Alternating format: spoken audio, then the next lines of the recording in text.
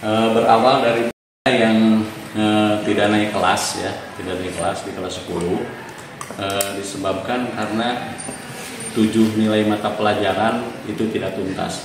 Sementara untuk syarat kenaikan kelas itu maksimal 3 nilai kurang. Jadi kumulatif dari semester 1 ada 3 mata pelajaran yang belum tuntas, kemudian 4 mata pelajaran setelah di semester 2, jadi 7 seluruhnya. Nah, kemudian sebelum rapat pleno, orang tua ini dipanggil sama wali kelas dengan guru BP ya, dipanggil untuk membicarakan masalah apakah mau dituntaskan atau tidak yang 7 mata pelajaran itu. Itu hari Kamis ya, hari Rabu dipanggil, kemudian ke sekolah dipanggil hari Rabu, kemudian pulanglah si ibu waktu sore-sore ya. Dan dia sudah menerima bahwa dia tidak naik kelas itu, ibunya itu sudah menerima. Tetapi setelah itu si ibu itu pulang, kemudian moto gambar mobil SMA 6 dengan lapang olahraga. Kemudian besoknya bikin status bahwa dia ingin bercerita tentang anaknya yang bernasib malang di SMA Negeri 6 Garut. Kami juga tidak tahu apa maksudnya waktu itu. Tetapi setelah itu besoknya rapat pleno dan verifikasi kenaikan kelas, diputuskan bahwa siswa tersebut tidak naik kelas. Nah, setelah tidak naik kelas, hari Jumat ibunya datang ke sekolah untuk mengambil rapot.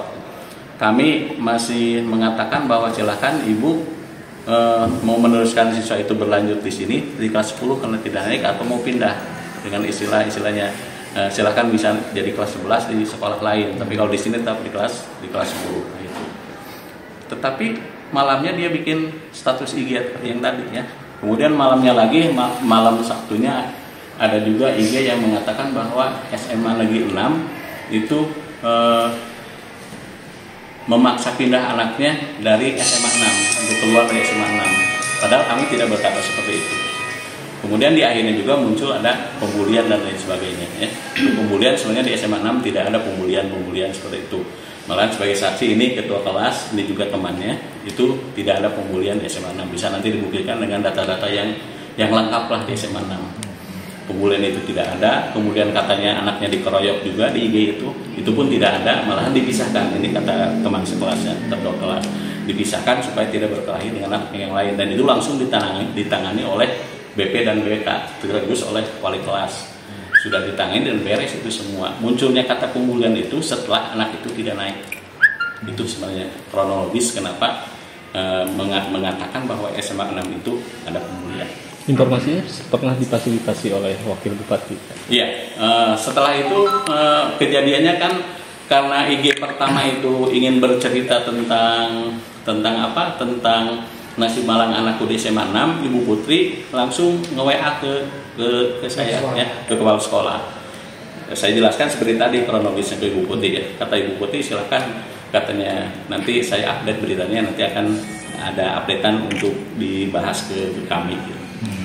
Pak, kalau lihat dari timeline IG orang tuanya Pak, kan dia bikin status kasus bullying mungkin jauh dari sebelum pembagian rapor. Iya betul. Nah, jadi sebenarnya kejadian yang dia laporkan sebagai bullying itu kapan Pak? Itu semester 1 justru.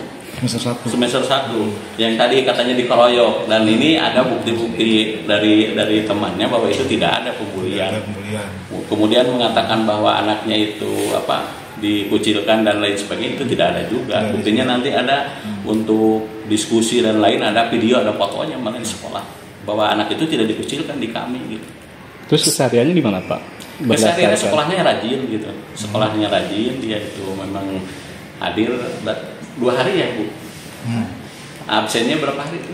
Absennya itu paling kebanyakan disakit. Disakit. Kalau itu hadir ya. Rajin sekolahnya, cuma pas pengerjaan tugas, bukti-bukti tugas yang belum selesai itu ada. Kalau keluar dari sekolah ini pindah sejak kapan? Ya pas belum pindah, rapotnya masih di sini, belum diambil. Oh belum diambil karena ibunya berjanji bahwa rapot itu mau diambil hari Senin. Senin sampai sekarang sudah ambil 2 minggu lebih tidak diambil. Iya. Jadi informasi pindah ke SMA 16 itu tidak benar, Pak? Nah, rapotnya masih di sini. Masih di sini rapotnya. Belum diambil Pak Arya. Berarti secara status hari ini Masih Masih di sini, belum ada pengunduran diri, belum ada sudah. Dan masih kelas 10. Masih kelas 10.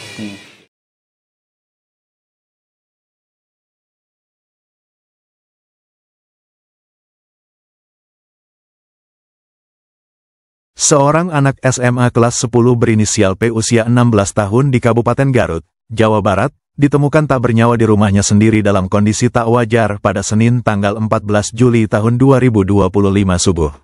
Anak tersebut diduga mengakhiri hidup lantaran menerima perundungan di sekolahnya. Ia merupakan siswa SMA Negeri 6 Garut. Kasat Reskrim Polres Garut AKP Joko Susanto mengatakan, pihaknya telah melakukan penyelidikan atas kasus tersebut. Tim Inafis Polres Garut juga telah bergerak untuk melakukan penyelidikan. Peristiwa ini sebelumnya viral di media sosial, bahkan mendapat respons langsung dari Wakil Bupati Garut Putri Karlina. Ibu kandung korban juga sempat mengunggah di media sosialnya, bahwa sang anak menjadi korban perundungan lantaran melaporkan sejumlah siswa lain yang kedapatan mengisap rokok elektrik di lingkungan sekolah. Jurnalis Tribun pun telah mendatangi kediaman keluarga korban. Satu di antara keluarga membenarkan bahwa akun Instagram yang viral tersebut milik ibu korban. Pihak keluarga juga mengatakan bahwa mereka tidak berkenan untuk dimintai keterangan atas meninggalnya P. Sebagai tambahan, berita ini tidak dimaksudkan untuk menginspirasi siapapun untuk melakukan tindakan yang sama. Jika pembaca mengalami gejala depresi dan berpikir untuk melakukan tindakan serupa, silakan mendatangi pusat kesehatan mental atau psikiater. Jadi kumaha? Kan teteh pas uji sekolah teh rencana kakak nu luar kelas teh nyarios gitu. Dia nah emang iya teh diurus ke orang tua gitu. Sor kakak teh nah kunaon harus gitu. Iya cenah dah tadi itu nyarios cenah di kelas gitu. Si ibu eta Nuhun. nyarios kelas tadi jam pelajaran eta teh. Nya jam pelajaran. Di depan kelas. Nya. Jadi bilang gitu teh diurus. Nya, jangan eta teh orang kan. tuana. Nya.